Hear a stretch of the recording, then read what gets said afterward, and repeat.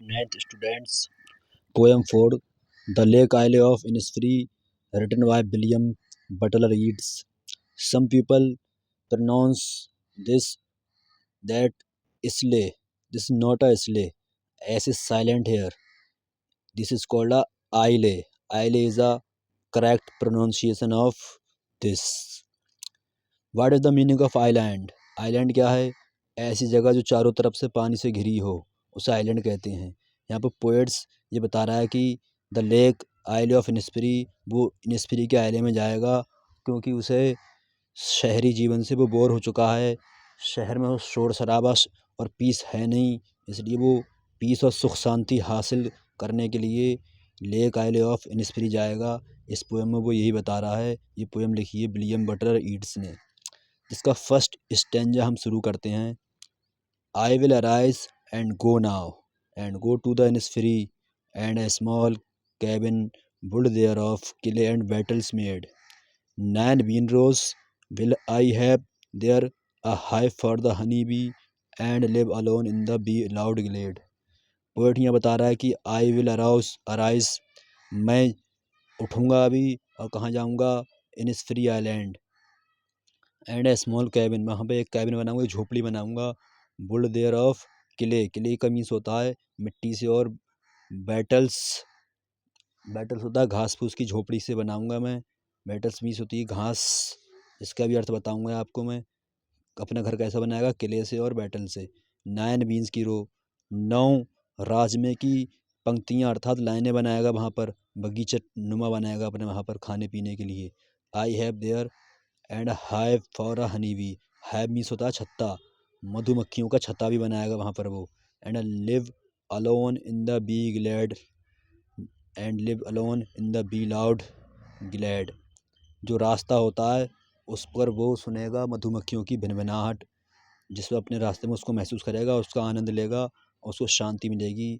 इसको हम इसका हिंदी अनुवाद कर लेते हैं। स्टैंजा नंबर 1, इसमें ये कवि कहता है कि कविता कवि के यह कहने के साथ प्रारंभ होती है कि वह जागेगा और इनिस्फरी द्वीप पर जाएगा। वह शहर में अपने जीवन की तुलना नींद से करता है। जब वह जागेगा और होश में आएगा तो वह शहर के गतिहीन जीवन को छोड़कर ग्रामीण क्षेत्र के गतिशील जीवन में चला जाता है। विशेष तौर से कवि 2 गतिविधियाँ बताता है जो वह शारीरिक श्रम में करना चाहेगा, जैसे एक कुटिया बनाना अर्थात कैबिन, फलियों की 9 पंक्तियाँ अर्थात राजमे की 9 लाइनें लगाएगा अपने खाने के लिए, और मधुमक्खियों का पालन करेगा, छतें बनाएगा, वहाँ पर शहद निकालेगा, हनी निकालेगा। वह ऐसी जगह पर अकेला रहना चाहता है जहाँ का संपूर्ण वातावरण मधुमक्खियों की भिनभिनाहट से गूंजेगा। इसका स्टैंजा नंबर हम 2 पढ़ेंगे। एंड इसमें सेकंड स्टैंजा में लिखा है and I shall have some peace there for peace, और मुझे वहाँ पर कुछ शांति हासिल होगी।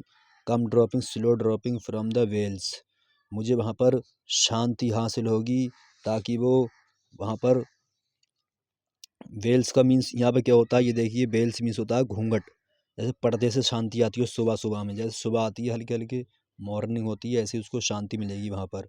To where the cricket sings, cricket कीड़ा होता है उसकी आवाज़ आती है किट किट की, उसकी आवाज़ भी सुनेगा जैसे वो गीत गा रहा हो कीड़ा। There Midnights all glimmer, glimmer का अर्थ है यहाँ पर चमकेगी, रात, बीच रात बिल्कुल वहाँ पर चमकेगी। And noon a purple glow, और पर्पल ग्लो गुलाबी जैसा, गुलाबी जैसा बिल्कुल उसका पर्पल ग्लो का यहाँ पर मीन्स होता है दोपहर की रोशनी अर्थात दोपहर की चमक।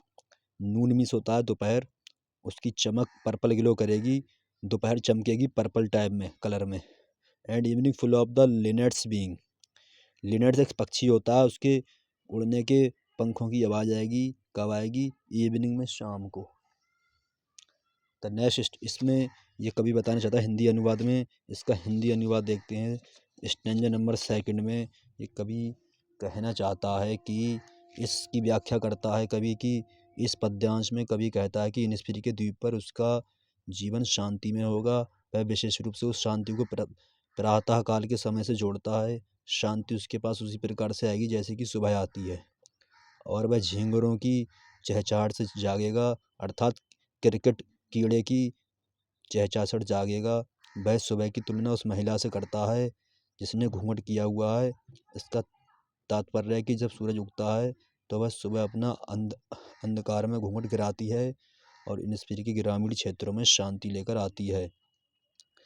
कवि को आपस में चमकते सितारों के साथ साथ मध्य रात्रि का समय भी पसंद है।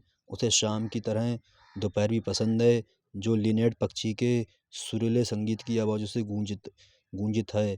अब हम इसका स्टैंजा नंबर 3 पढ़ेंगे। आई will arise go now, I will arise and go now for always, night and day. I hear the lake water lapping with the low sounds by the shore. वो कह रहा है मैं उठूँगा, कभी कह रहा है कि मैं उठूँगा, एंड गो नाउ अभी चला जाऊँगा, for always night and day दिन के लिए और रात के लिए वहीं पर रहने लगूँगा जाके। I hear the lake water, जो वहाँ पर लेक है, समुद्र है, वहाँ की जो पानी टकराता है किनारों से उसकी आवाज़ भी सुनेगा, उसका आनंद वह लेगा। While I stand on the, जब वो कहाँ खड़ा होगा, ऑन द रोड वे, जब रोड किनारे खड़ा होगा, ऑन द पेमेंट गिरे, रोड ऐसा रोड जहाँ पर चलने के निशान आए हुए हों उसे पेमेंट कहते हैं, पगडंडियाँ जो चलने के निशान होते हैं वहाँ पर। I hear it in the deep heart's core, इसके बाद उसको अपनी दिल की गहराइयों सुनेगा। डीप हर्ट स्कोर का अर्थ होता है दिल की गहराइयों से सुनेगा चलने की आवाज़ को और उसका आनंद लेगा। इसका हिंदी अनुवाद ये कहता है कि कवि कहना चाहता है, इसमें व्याख्या इस प्रकार है। इस पद्यांश में कवि एक प्रतिज्ञा लेता है कि वह अभी इसी समय इनिस्फ्री चला जाएगा, क्योंकि इनिस्फ्री उसके दिमाग से कभी भी बाहर था ही नहीं। देर रात वह अकेला केवल एक ही आवाज़ अपने दिमाग में सुनता है कि इनिस्फ्री द्वीप के किनारों से जल शांत गति से टकरा रहा है और कोमल आवाज़ उत्पन्न कर रहा है। वह अपने हृदय की गहराइयों में यह आवाज़ सुनता है जब वह शहरों में बड़ी बनी सड़कों और पगडंडियों से अर्थात पेवमेंट से गुजरता है। इस शहरी जीवन में ऐसा कोई भी रंग नहीं जो इनिस्फीरी को सुंदर बनाता है, बल्कि यह शहरी जीवन फीका उदासीन है। यहाँ पर कुछ प्रश्न भी देख लेते हैं इस चैप्टर के। ये आपकी पोएम पूरी हुई। What kind of place Innisfree, think about it. Innisfree किस तरह का स्थान है, इस विषय में सोचिए। इसका आंसर है इनिस्फीरी is a calm and peaceful place where nature is beautiful, alive and full of life. It is an uninhabited island. Innisfree एक शांतिपूर्ण स्थान है जहाँ प्रकृति सुंदर जीवन और जीवन से परिपूर्ण है। यह एक निर्जन द्वीप है।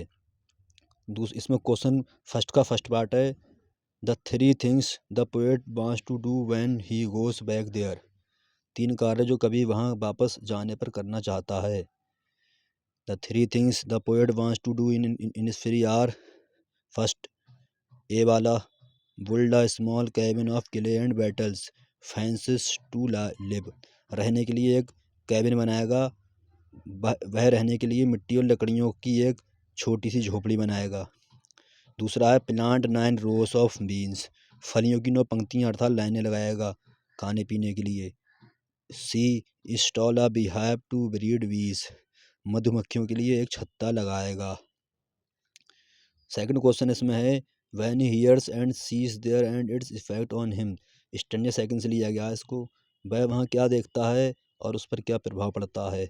कभी वहाँ देखता है at Innisfree the poet will see the peaceful morning, कभी वहाँ पर शांतिमय सुबह देखता है, प्रातःकाल देखता है। वेयर पीस कम्स ड्रॉपिंग, बहुत धीरे धीरे उसके पास शांति आ रही है। He will hear the cricket singing in the morning, वो एक क्रिकेट कीड़े झिंगुड़ की आवाज़ें सुनता है। He will also see the midnight shine, वो रात की चमकती रोशनी भी देखता है चांद की। And purple glow in the sky, दोपहर में पर्पल ग्लो भी देखता है, चमकता हुआ पर्पल ग्लो दोपहर में हो रहा है, दोपहर चमक रहा है।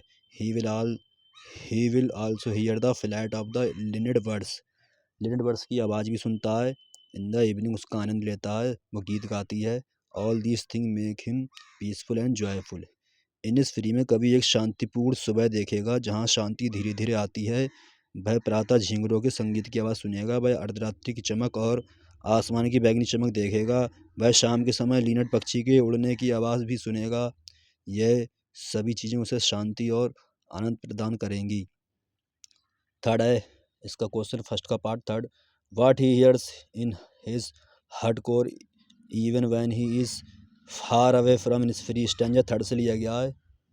जब वह इनिसफ्री से बहुत दूर होता है तब वह अपने दिल के अंदर क्या सुनता है। इसका आंसर है the poet hearts aches for going back to Innisfree away from the concrete jungle of the sea. His longing for the beautiful landscape is so strong that even in the city he can hear the lapping sound of the water in the lake. इसका meaning है कवि के हृदय में शहर के concrete के जंगल से दूर इनिसफ्री वापस जाने के लिए पीड़ा है, दर्द है। पहले बचपन में इनिसफ्री ही रहा था, इनिसफ्री आइलैंड में उसने अपना बचपन व्यतीत किया। उसको अब दर्द महसूस है वहाँ छोड़ने का, वो वहीं जाएगा इनिसफ्री में। उसकी सुंदर परिदृश्य की लालसा इतनी सशक्त है कि वह शहर में भी झील के पानी के हिलोरों की आवाज़ सुन सकता है। ये कुछ क्वेश्चन थे और इसका मैंने एक्सप्लेन कर दिया है। यहाँ पर राइमिंग स्कीम भी देख लीजिए, कौन कौन सी राइमिंग स्कीम है इसके अंदर। यहाँ पे देखिए ए फ्री हनी बी, यहाँ पर डबल ई, यहाँ पर भी ई, तो यहाँ राइमिंग स्कीम क्या हो जाएगी ए। इसको कह दो ये भी ए। ये है मेड, ये है ग्लेड, इसको कह दो बी। राइमिंग स्कीम क्या है इसकी बी। कैसी राइमिंग स्कीम है ए बी इसकी इस पोएम की राइमिंग स्कीम है। इसमें पर्सोनिफिकेशन का भी यूज़ है और सी जैसे ये वेल्स, जैसे सुबह अपनी घूंघट उठाती है, इस घूंघट की तुलना किससे की गई है, किसी व्यक्ति से की गई है। हालांकि सुबह तो घूंघट उठाएगी ही नहीं। जिस चीज़ की तुलना किसी व्यक्ति से की जाए, किसी वस्तु की तुलना किसी व्यक्ति से की जाए, वहाँ पर पर्सोनिफिकेशन होता है। तो यहाँ पर क्या है, ड्रॉपिंग फ्रॉम द वेल्स एक पर्सोनिफिकेशन का यूज़ हुआ है। इसमें मेटाफर का भी यूज़ हुआ है। Thank you for watching this video. यदि वीडियो पसंद आई हो तो अपने अदर्स फ्रेंड के साथ शेयर करें, वीडियो को लाइक करें, चैनल को सब्सक्राइब करें। Thank you for watching this video.